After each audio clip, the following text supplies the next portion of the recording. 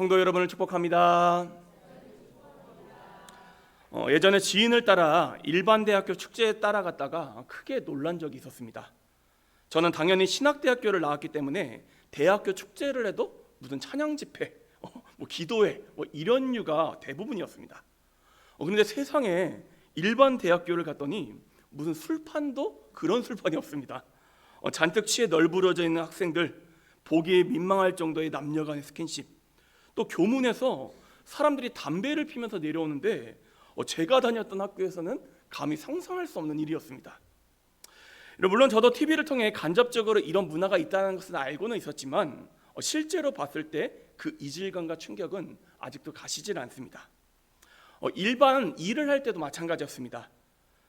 저는 어린 시절부터 기독교인들에게 둘러싸여 살아왔기 때문에 기독교적인 문화가 일상적이었고 이게 일반적인 건 줄 알았습니다. 하지만 휴학을 하고 나서 이런저런 아르바이트를 하며 만난 사람들, 우리가 흔히 세상 사람들이라고 구분을 짓죠. 저와는 전혀 다른 사고방식과 삶을 살아가고 있는 것이 아니겠습니까? 저는 일련의 경험들을 통해서 몇 가지 사실을 직면하게 되었습니다. 우리 사회엔 기독교인보다 비기독교인들이 더 많다. 그리고 좋든 싫든 이들과 떼려야 뗄 수 없는 관계를 맺고 살아가고 있다. 그리고 이들 가운데서 신앙을 지킨다는 것은 상당히 어려운 일이고 오히려 이방인 취급을 받기가 쉽다는 이런 세 가지를 제가 깨닫게 되었습니다. 아마 성도님들께서는 저보다는 훨씬 더 이런 만남이 잦으시기 때문에 더 공감하시리라 생각합니다. 예컨대 저는 목사이기 때문에 신앙을 잘 지키면 지킬수록 칭찬을 받습니다. 그런데 제 주변을 보면 그렇지가 않더라고요. 신앙적인 원칙을 지키면 때로 융통성 없는 사람으로 취급을 받을 때도 있습니다. 또 반대로 신앙인에도 세상 사람들처럼 살아가면 양쪽 모두에게서 손가락질을 받습니다. 그러니까 쉬운 일이 아니라는 것이죠. 저는 성도님들을 그래서인지 함부로 지적하지 않습니다. 왜냐하면 저는 그런 상황을 겪지 않아도 될 그런 위치에 놓여 있지만 대다수 성도님들은 그렇지가 않기 때문이지요. 그래서 꾸중보다는 칭찬을, 정죄보다는 격려를 해드리려고 노력을 많이 하고 있습니다. 왜냐하면 가뜩이나 힘든 사회생활 저까지 몰아붙이고 싶진 않았기 때문입니다. 하지만 그럼에도 제가 경계하는 것들이 있다는 것이죠. 이미 우리 대부분은요, 무엇이 정답인지를 다 알고 있습니다. 하나님 말씀대로 살아가는 게 뭔지 몰라서 그렇게 못 살아가는 경우는 드물다라는 거예요. 그런데 문제는 계속해서 타성에 젖다 보면 내가 하고 있는 이 행동이 잘못되었다는 인식조차 잃어버리게 된 순간들이 있다는 것입니다. 한마디로 이야기해서 죄가 일상이 되어버리니까 죄를 죄로 여기지 않는 것이죠. 저는 적어도 성도님들께서 이런 상태로까지는 가지 않게 할 의무가 있습니다. 실수하고 넘어지시더라도 칭찬해드리고 격려해드리긴 하지만 그럼에도 올바른 길이 무엇인지 말씀을 통해 또한 붙잡아드릴 책임이 있다는 것이죠. 동시에 이런 측면도 있습니다. 어떤 분들을 보면요, 세상 사람들과의 만남은 아예 담을 쌓고 살아가시는 분들도 있습니다. 물론 교회에도 열심히 모이셔야 되지요. 그런데 만약 우리가 교회 안에서만 머문다면 영혼 구원이 이루어질 수 있겠습니까? 물론 전도하겠다고 함께 룸사롱에 가는 거 그건 잘못된 것이겠죠. 같이 죄를 짓겠다 그것도 잘못된 것이겠죠. 하지만 전혀 저척동도 없이 믿는 사람들끼리만 교제하고 살아간다면, 그래서 마치 우리 교회가 산속에 숨어있는 수도원처럼 돼버린다면 교회가 빛과 소금의 역할을 감당할 수 있겠냐라는 것입니다. 그러니요, 우리는요 세상 사람들을 만나야 합니다.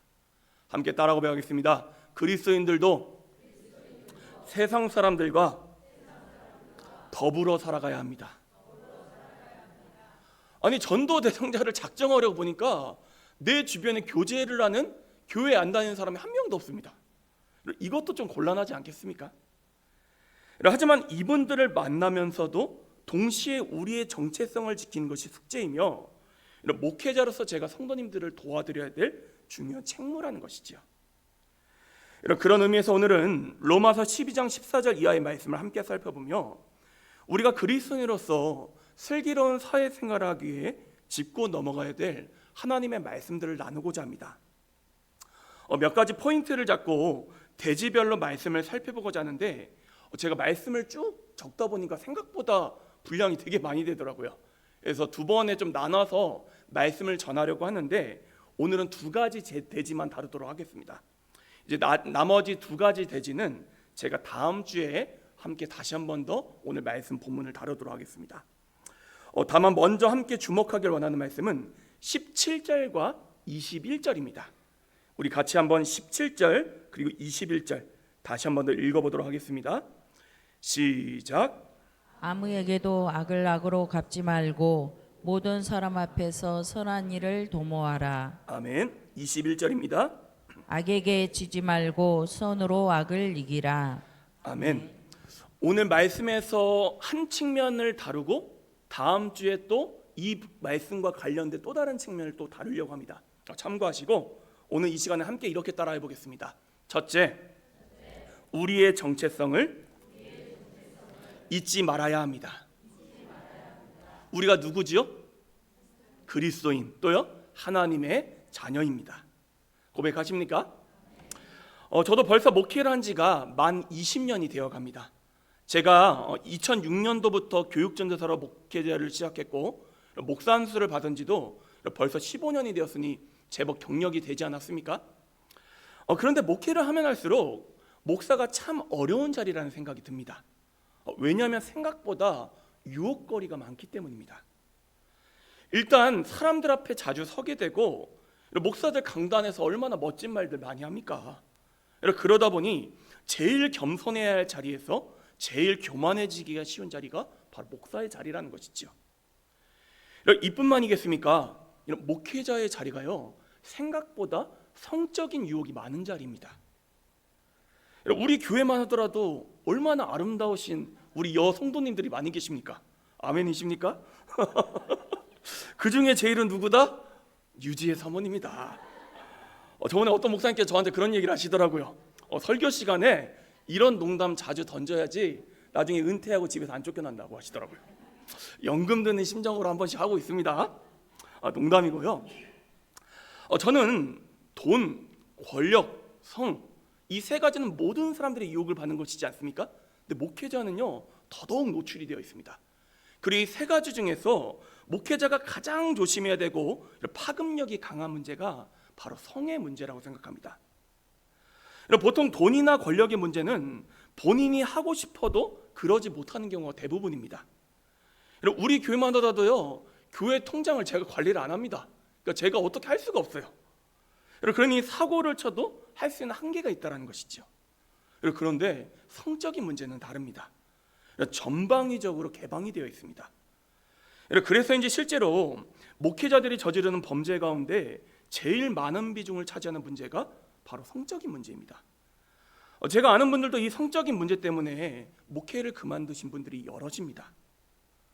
그럼 보통 목사들 어떻습니까? 앞에 서지요. 또 이야기 잘 들어주지요. 권위가 있지요. 그러다 보니까 문제가 발생하는 것입니다. 그래서 성도님들께서도 제가 이러한 성적인 문제에 휘말리지 않고 가정을 지킬 수 있도록 저를 위해서 기도해 주셔야 된다는 것이죠. 저도 제 나름대로 열심히 노력을 해야 합니다. 물론 기도도 중요하지요. 말씀도 중요하지요. 그런데 제가 선후배들을 봐도 그렇고 주변을 둘러봐도 그렇고 기도와 말씀 못지않게 중요한 영역이 있다는 것입니다.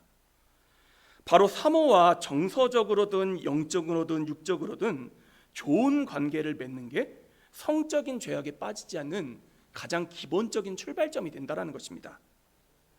아니 아내와 좋은 관계를 맺고 있는데 다른 여자가 눈에 들어오겠습니까? 물론 남자이기 때문에 순간적인 유혹은 받을 수도 있겠지요. 그런데 아내를 자주 생각하고 아내와의 좋은 추억을 가지고 있으면 정신을 차리기가 더 쉽다라는 것입니다. 어떤 분들은 그런 이야기를 하십니다. 이성 간의 접촉을 최대한 차단해야 된다. 물론 목회자로서 이 말이 어느 정도 공감이 갑니다. 그래서 제가 이제 우리 여성도님들하고 악수를 잘 안 하는 게 이것 때문입니다. 그러니까 성도님들이 오해하시면 안 돼요.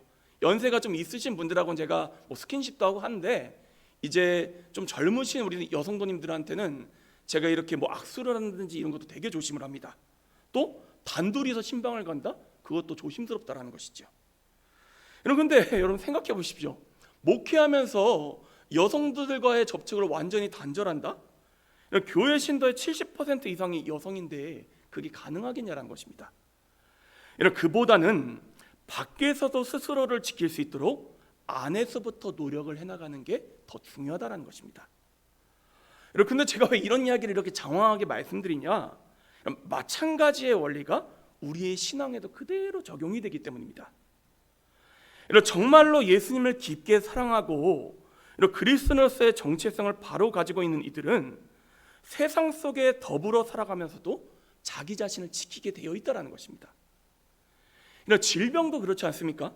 손을 깨끗이 씻고 마스크를 쓰는 것도 중요하지만 더 중요한 건 뭐예요?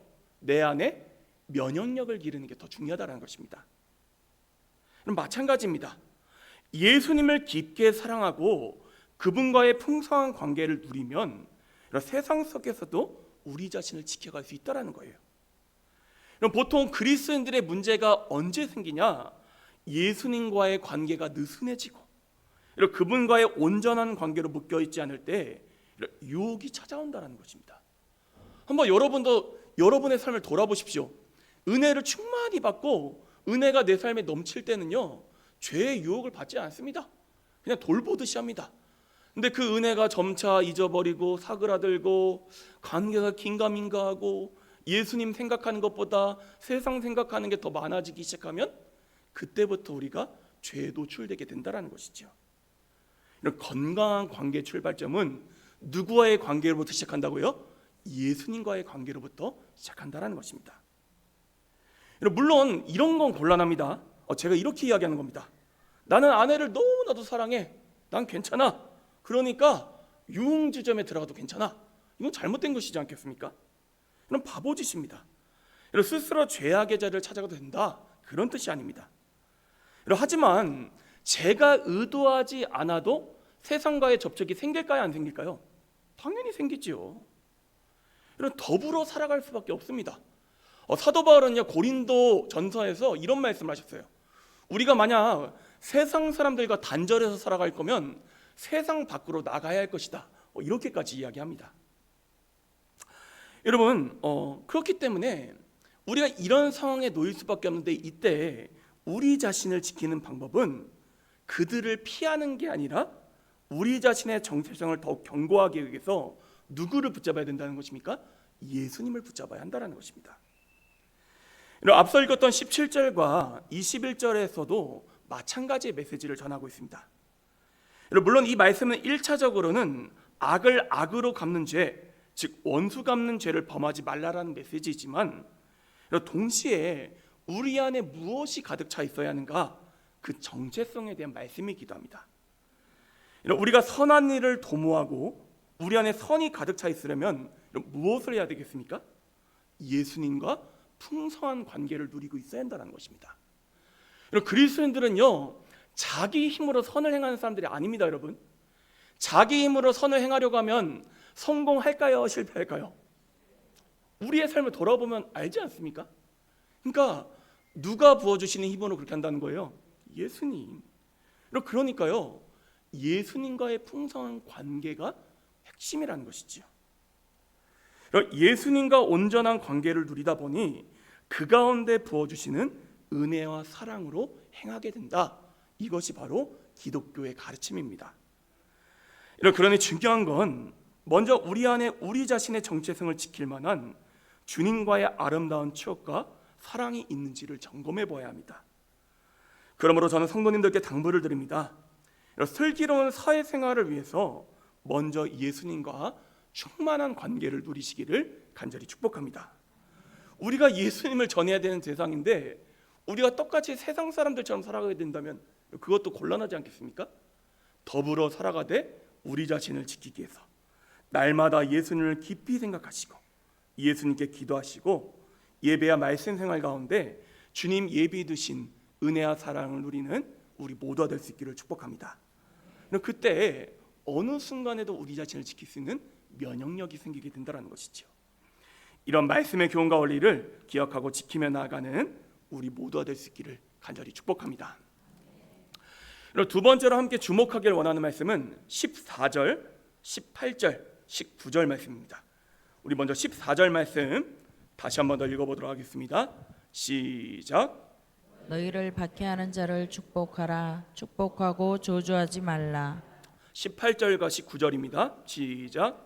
할 수 있거든 너희로 모든 사람과 더불어 화목하라. 내 사랑하는 자들아, 너희가 친히 원수를 갚지 말고 하나님의 진노하심에 맡기라. 기록되었으되 원수 갚는 것이 내게 있으니 내가 갚으리라고 주께서 말씀하시니라. 아멘. 함께 따라하겠습니다. 둘째, 할 수 있거든 모든 사람과 화목해야 합니다.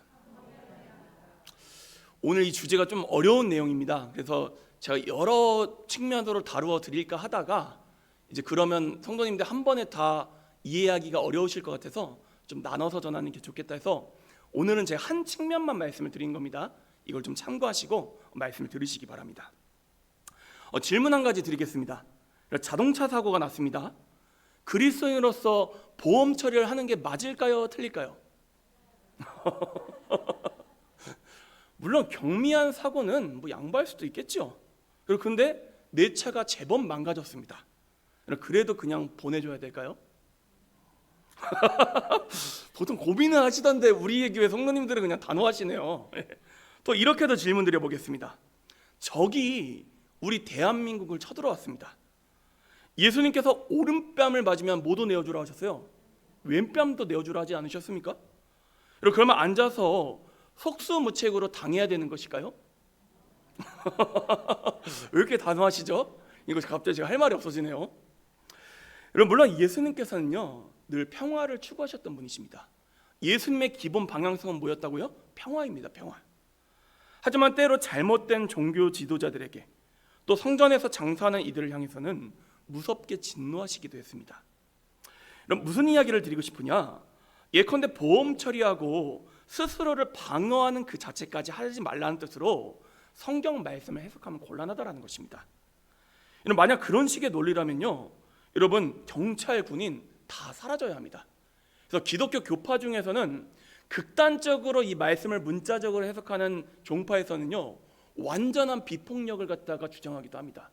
근데 여러분, 우리가 살아가는 세상에서 그게 가능하겠습니까? 여러분, 군대가 없어지면요 오히려 더 많은 생명들을 갖다가 잃게 됩니다. 우리가 침략하는 건 문제가 되겠지만 방어하는 것까지 문제가 된다, 이렇게 해석하기는 어렵다라는 것이죠. 여러분, 분명 우리 그리스도인들은요 이상을 추구하는 사람들입니다. 꿈이 있습니다. 그러나 그 완성은 하나님 나라에서 이루어진다라고 믿는 사람들입니다. 그럼 만약 천국에 가지도 않았는데 이 땅에서 모든 게 완성이 된다? 그럼 천국이 무슨 의미가 있겠냐라는 거예요. 최종적인 완성은 언제 이루어진다고요? 예수님 다시 오시는 때 천국에서 이루어진다. 그러다 보니 어쩔 수 없이 이 땅에서 우리 자신을 지키기에 균형을 맞출 때도 있다는 것입니다. 아니, 나와 가족을 공격하는 사람들로부터 방어도 할 수 있어야 되지 않겠습니까? 그런데 문제는 이것입니다. 나를 안전하게 보호할 수 있는 상황이 이미 보장이 되었는데도 그 선을 넘어서 보복하고 복수하려는 태도는 성경이 이야기하는 정신이 아니라는 것입니다. 14절 말씀도 마찬가지입니다. 박해하는 이들의 박해를 그대로 다 당해줘야 된다, 이런 뜻이 아닙니다. 여러분, 실제로 예전에 이런 논쟁도 있었습니다. 우리 교회사 가운데 이제 기독교인들을 막 박해합니다. 이때 어떻게 입장이 나뉘었냐? 싸워서 그들을 맞서 무찔러야 된다, 이런 입장도 있었고, 그대로 당해야 된다는 입장도 있었고, 도망쳐야 된다는 입장도 있었습니다. 여러분, 이 가운데 뭐가 정답일까요? 근데 이게 정답을 내리기가 되게 어려운 그런 영역입니다. 이제 한번 기회가 되면 여러분과 미션이라는 영화 한번 보면 좋은데, 이 영화가 이 문제를 다루고 있어요. 그래서 무엇이 딱 정답이다 단호하게 이야기하기는 어렵지만, 저는 사실 뭐 비폭력을 추구한다, 그런 그리스도인들의 모습도 인정합니다. 충분히 존중합니다. 하지만 그렇다고 스스로를 보호하려는 그리스도인들이 무조건 잘못되었다? 그렇게 말할 수는 없다라는 것입니다. 다만 이 부분이 정말로 중요한데, 앞서 이야기한 것처럼 그러고 나서 선을 넘기까지 그들을 끝까지 저주하고 어떻게든 자기가 당한 것 이상으로 복수를 하려고 한다? 이건 우리가 멀리해야 되는 태도라는 것입니다. 제가 예전에 완도에서 사역할 때 있었던 일입니다. 한 통의 급한 전화를 받게 되었는데, 교회 연로하신 집사님 한 분이 위급한 상황이 와서 좀 도와달라는 어떤 노 권사님의 그러한 전화였습니다. 그래서 제가 급하게 달려갔지요. 그런데 가보니까 집사님께서 이미 호흡이 멎어가고 계시는 거예요. 그래서 응급조치도 하고 구급대원도 불렀지만 결국 제 눈앞에서 돌아가시게 되었습니다. 이때 제가 마음이 참 어려웠습니다. 제가 그러고 나서 한 달 정도인가 참 어려운 마음을 붙잡고 이렇게 지냈던 기억이 지금도 나는데, 그때 더 황당한 일이 있었습니다. 이제 병원에서 가족들이 올 때까지 제가 그 자리를 지키고 있었는데, 이제 경찰이 오더니 저한테 사망신고 처리를 하려면 현장 목격자 진술이 있어야 된다고 이렇게 이야기하는 것입니다. 그러니까 장례를 치러야 되니까 이제 어쩔 수 없이 제가 대표로 경찰서에 가게 되었습니다. 그런데 저는 단순 목격자이고 현장에 다른 증인들도 있지 않았습니까? 그런데 그저 제가 대표로 온 건데 형사님이 무슨 저를 범죄자 치료하듯이 호통을 치면서 저를 갖다 막 취조하는 것입니다. 처음에는요 그러려니 하고 참았습니다. 근데 하다 보니까 이게 선을 넘으시는 거예요. 제가 하지도 않은 일을 마치 제가 한 것처럼 뭐라고 하길래, 또 목사들 주특기가 뭡니까? 말 잘하지 않습니까? 그래서 제가 논리정연하게 조목조목 따져가면서 항의를 했습니다. 그리고 조서 마지막에도 형사님이 했던 부당한 행동에 대해서 기록을 남겼고, 제가 직책과 이름이 어떻게 되시냐, 왜냐하면 공무원은 이걸 갖다 댈 의무가 있습니다. 그랬더니 갑자기 이분이 참 착해지시더라고요. 그 다음부터 그냥 잘 정리가 돼가지고 이렇게 경찰서 나오게 됐는데, 저는 여기까지 제 행동에 대해서는 문제가 없었다고 봅니다. 아니, 저를 지켜야 될 건 아니에요. 제가 하지도 않은 일을 갖다가 막 그 사람 조서에 남기면 어떻게 합니까? 그런데 문제는 무엇이냐, 그렇게 경찰서를 나오고 나니까 너무나도 기분이 나쁜 겁니다. 속이 막 부글부글 끓어올랐습니다. 그래서 속으로 이렇게 마음을 먹었습니다. 교회 장로님 중에 경찰 출신도 있고 내가 아는 정치인과 언론인들도 있으니 최대한 민원을 넣어서 저 사람을 골탕 먹여주자, 할 수 있는 최대한의 본때를 보여주자, 막 이 마음이 올라오는 겁니다. 그런데 이 마음이 맞습니까? 틀립니까? 틀리죠. 아니, 여러분 그런 입장 안 처해보셨으면서 그렇게 쉽게 이야기하실 수 있습니까? 당연히 틀리죠. 그럼 목사가 이러면 되겠습니까? 예. 그럼 분에 이렇게 차 있는데 제 안에 계신 성령님께서 이런 감동을 주시는 거예요. 신이야, 너 지금 선을 넘었다. 너의 마음을 다스려라. 이런 음성이 들려오고 나니까 마음이 차분해지기 시작하더라고요. 그러고 나서 제가 정말로 집중해야 할 일은 복수가 아니라 뭐예요? 남은 가족들을 위로하고 성도들을 격려하는 일이다. 이게 깨달아져서 그때 그렇게 해서 장례를 잘 마쳤던 기억이 지금도 새록새록합니다. 저는 성도님들께서 성경 말씀을 읽으시고 무슨 착한 아이 컴플렉스처럼 그리스도인들은 모든 상황에서 무조건 손해를 봐야 된다, 그렇게 생각하지는 않으셨으면 좋겠습니다. 참고로 착한 아이 컴플렉스라는 게 그런 뜻입니다. 모든 상황에서 난 착한 아이가 되어야만 해. 여러분, 이건 심리학 용어인데 이거는 곤란하다라는 것입니다. 아니, 어떻게 늘 당하기만 합니까? 여러분, 제가 세상을 살아가면서 느낀 게, 개 중에는요 정말로 나쁜 사람들도 있습니다. 이때 스스로를 방어할 수도 있어야겠죠. 무조건 끌려가서만은 안 됩니다. 단호할 땐 단호해서 스스로를 지킬 수도 있어야 합니다. 하지만 그 과정에서 필요 이상으로 보복하고 또 상대를 증오하는 데까지 나아가는 건 분명히 하나님의 뜻이 아니라는 것입니다. 나를 지켰으면 어떻게 해야 돼요? 거기서 멈춰 서야 된다는 것입니다. 그리고 그 다음 영역은 누구에게 맡겨드려야 합니까? 하나님께 맡겨드리는 사람들이 바로 우리 그리스도인들이라는 것이지요. 바라기는 오늘 18절 말씀을 마음에 새길 수 있기를 소망합니다. 우리 18절 말씀 다시 한번 더 읽어볼까요? 시작. 할 수 있거든 너희로서는 모든 사람과 더불어 화목하라. 아멘. 할 수 있거든 어떻게 해야 된다고요? 모든 사람과 더불어 화목해야 합니다. 교회를 다니는 사람이건 안 다니는 사람이건 다른 종교를 가지고 있건 나와 다른 장사를 하건 나랑 인종이 다르건 어쨌든 간에 어떻게 하셔야 된다고요? 화목해야 합니다. 그러므로 저는 우리 성도님들께서 모든 관계에 있어서 최선을 다하시기를 축복합니다. 직장에서 만나는 분들, 동네 이웃들, 그분들에게 우리가 믿는 예수님이 누구신지, 예수 믿는 사람이 무엇이 다른지를 보여주기에 최선을 다하시기를 바랍니다. 때로 손해도 보시고 양보도 하셔야 합니다. 아니, 착한 아이 컴플렉스를 가지지 말라고는 말씀드렸지만 그렇다고 우리가 늘 이익만 본다면 전도가 되겠습니까, 여러분? 근데 하지만 여러분 자신을 지키지 못하는 데까지 나아가지는 않으셔도 괜찮다는 것입니다. 예를 들어서 남을 구제하는데 정작 내 가족들은 굶긴다면 그게 옳겠냐라는 것입니다. 선을 정하셔서 스스로를 지키시기를 바랍니다. 괜찮습니다. 그리고 또 한 가지요. 아무리 노력해도 오히려 내 신앙과 삶을 치명적으로 해치는 관계라면 거리를 두셔도 괜찮습니다. 예컨대 늘 나에게 이단 사상을 설파하는 이웃인데 그 사람과 함께 갈 수 있겠습니까? 이럴 때는 선을 그을 수밖에 없겠지요. 하지만 이 과정 속에서 지나친 보복을 한다든지 필요 이상으로 내 몫만 챙기려고 한다든지 그런 죄를 짓는 데까지는 나아가서는 안 된다는 것입니다. 중요한 건요, 방향성입니다. 방향성. 우리 안에 올바른 길로 나아가려는 방향성이 있는가, 또 중용을 지키고 있는가, 이게 중요하다는 것이죠. 할 수 있거든 최선을 다하는 방향으로 나아가시되 예컨대 관계를 위해 아무것도 노력하지 않는다, 이건 하나님의 뜻이 아니라는 것입니다.